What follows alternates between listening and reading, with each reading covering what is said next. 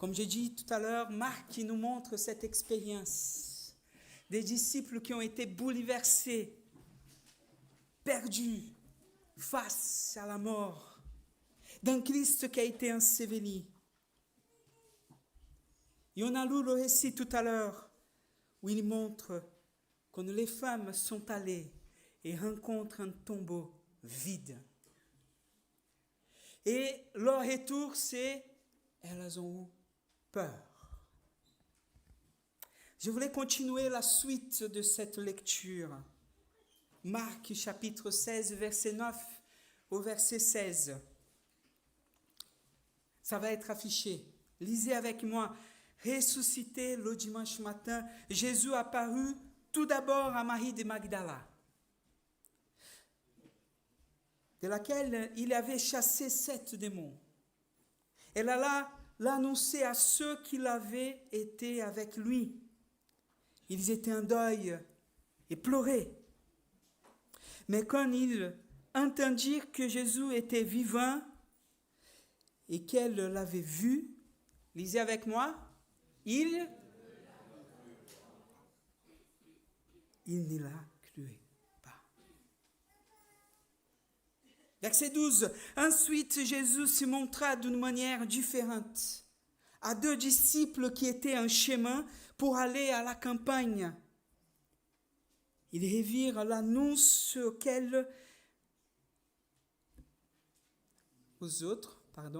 ils revirent l'annoncer aux autres qui ne crurent pas non plus.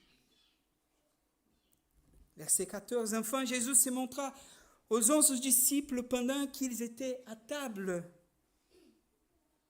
Il leur reprocha leur manque de foi et de s'être obstinés à ne pas croire ce qu'il avait vu ressusciter.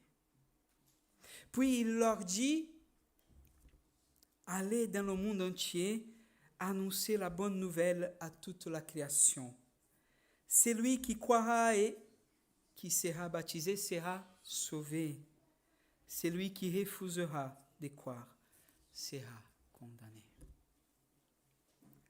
Dans le récit de Marc, nous sommes confrontés à une réalité dérangeante, voire carrément décevante même. Les disciples n'ont pas cru. D'ailleurs, il nous dit presque 3 fois, un peu comme Pierre qui nie le Christ 3 fois. 3 fois, ils sont reprochés de ne pas croire.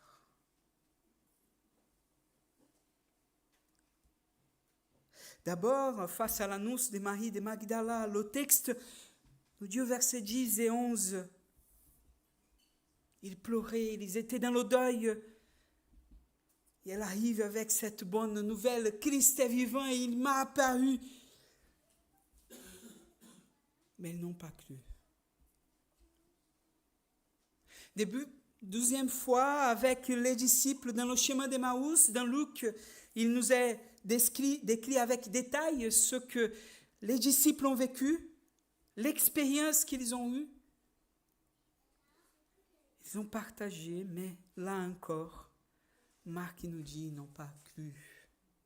En Luc, on voit que ces événements, ce n'est pas d'une semaine à l'autre, c'est dans la même journée, dans le même jour. Il y a une première annonce, il y a une deuxième annonce, et là, ils sont sous le choc.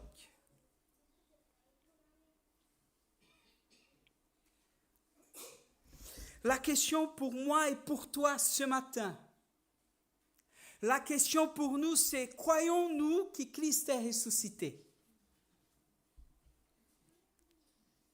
J'entends certaines personnes, oui, nous croyons. Mais peut-être qu'au milieu de nous, il y a des personnes qui ne croient pas encore. Peut-être que notre vie est traversée par des doutes de cette réalité du Christ ressuscité. D'autres sont venus avant nous, d'autres ont aussi douté. Mais ce texte de Marc nous met face à une réalité. D'ailleurs, tout l'évangile de Marc, je vous invite à lire. Si vous voulez, je vous invite à venir ce soir ceux qui n'ont pas été là hier, c'est vraiment marquant de lire le texte autrement. Parce que ce qu'on voit, c'est tout l'évangile de Marc. Les disciples, ceux qui Dieu appelle, ceux qui Dieu rend capables, ceux qui Dieu accompagne, ceux qui le Christ est là, jour après jour, ceux qui sont choisis par Dieu pour être leurs disciples, doutés, effrayés, sans savoir quoi faire. Et ce qu'on voit dans tout l'évangile de Marc, c'est quelque chose qui nous tous, dans notre expérience, vivons et passons. C'est des sorties de doute vers cette foi. Oui, peut-être que vous dites à moi ce matin, oui, je crois que Jésus est ressuscité. La question que je vous pose et que je me pose aussi en préparant cette parole, c'était, est-ce que ma vie croit aussi que Jésus est ressuscité ou je dis simplement que je crois? Est-ce que ma vie transborde de cette foi? Est-ce que je suis vivant? Est-ce que je crois vraiment que Christ est ressuscité? Est-ce que de mon lundi, quand je suis avec mon épouse et mes enfants, est-ce qu'ils voient cette réalité d'une foi vivante du Christ qui est ressuscité? Ou est-ce qu'ils voient une foi vacillante et remplie de doutes encore? Je vous rassure, nous ne sommes pas parfaits. Si vous vous identifiez à ça, sachez que vous n'êtes pas seul.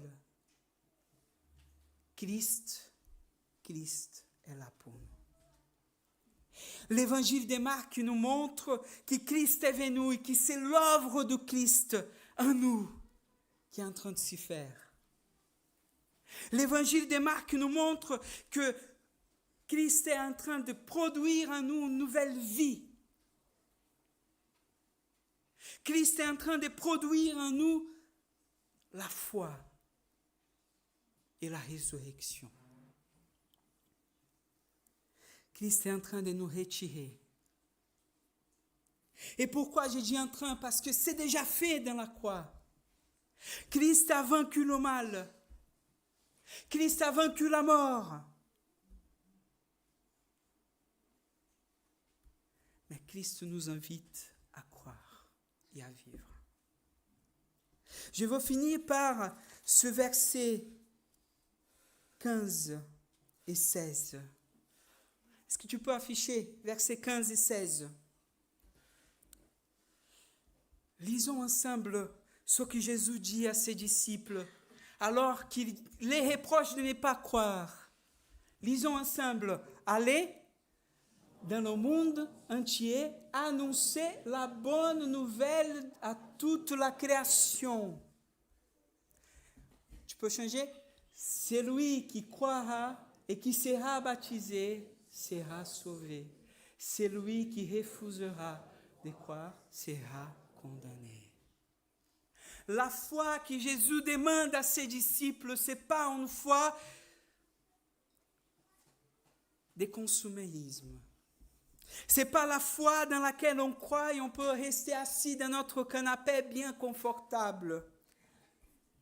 Ce n'est pas la foi dans laquelle on va simplement dire « je crois et je vais vivre ma vie comme une espèce d'agent secret ». Voilà, personne ne sait qui je suis. Vous savez, une chose que je trouve marrant, c'est que quand je connais des personnes nouvelles, vous ne vivez pas ça, mais moi je vis. Normalement, on s'y pose quelques questions superficielles. Et tout de suite, dans la discussion vient, qu'est-ce que tu fais dans ta vie? Quelle est ta profession? C'est la première chose. Et j'ai dit normalement, ou je suis pasteur, ou je suis ministre de culte, voilà, dépend de la personne. Tout de suite, la première réponse, c'est « Ah, je ne suis pas croyant ». Un peu comme si j'étais en train d'imposer quelque chose. Je ne suis pas croyant.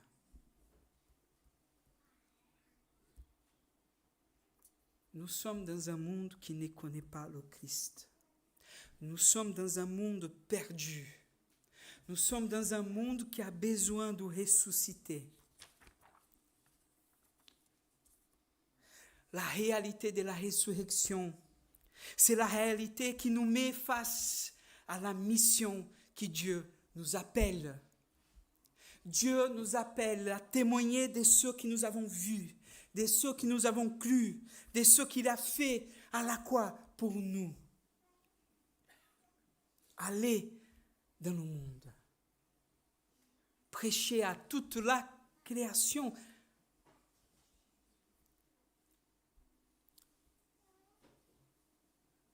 Christ nous invite à regarder la résurrection à partir d'une transformation. C'est Jean Calvin qui va dire « La résurrection de Christ est la source de toute espérance. Sans elle, l'évangile ne serait qu'une promesse vide. » La résurrection, c'est une réalité présente.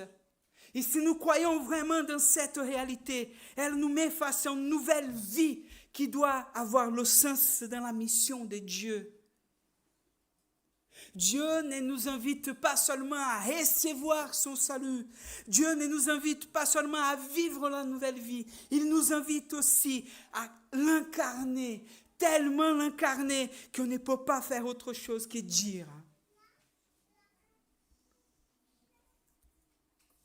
L'autre jour, j'ai regardé une interview d'un pasteur qui parlait à une personne, dans ses podcasts. Et c'était quelque chose qui était, il avait des publicités. Et il faisait la publicité d'un t-shirt. Et la personne a posé la question, mais pourquoi les croyants sont aussi embêtants? Pourquoi ils nous embêtent en nous parlant de Jésus? Et il a dit, mais je peux te poser une question? Tu viens de parler de ces t-shirts. Tu viens de nous vendre ces t-shirts. Pourquoi tu vends? Parce que, je trouve que c'est bien, en bonne qualité. Il était toujours vendeur. Tu vois, c'est une bonne qualité, ça vaut la peine de l'avoir. Ok, mais pourquoi tu nous dis ça? Non, parce que, il m'aide, il nous donne, de l'argent pour qu'on puisse tenir le podcast. Mais pourquoi vous me vendez ça? Pourquoi ne pas acheter un autre? Pourquoi celle-ci? Parce que je pense que c'est une bonne qualité. Il dit, mais moi, en tant que croyant, si je crois que Jésus est la vie et la résurrection, comment je peux me taire? Christ est ressuscité. C'est Karl Barth qui disait, la résurrection est l'événement dans lequel Dieu dit son dernier mot. Un mot de vie, de grâce et de victoire. Je veux refaire la question à vous. Croyez-vous vraiment que Christ est ressuscité? Croyez-vous vraiment que Christ est ressuscité? Annonçons Christ là où nous sommes. Clamons Christ. Il est ressuscité. Alléluia. Il est vraiment ressuscité. Allez, disez à la personne à votre côté, il est ressuscité. Je vois que vous avez envie. Il est ressuscité. Il est vivant. La vérité de la résurrection doit nous constranger, doit nous mettre dans le mouvement de Dieu dans le monde. Dieu veut faire du monde. Dieu veut faire du monde un monde vivant.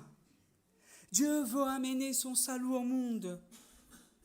Et c'est vous qu'il a choisi.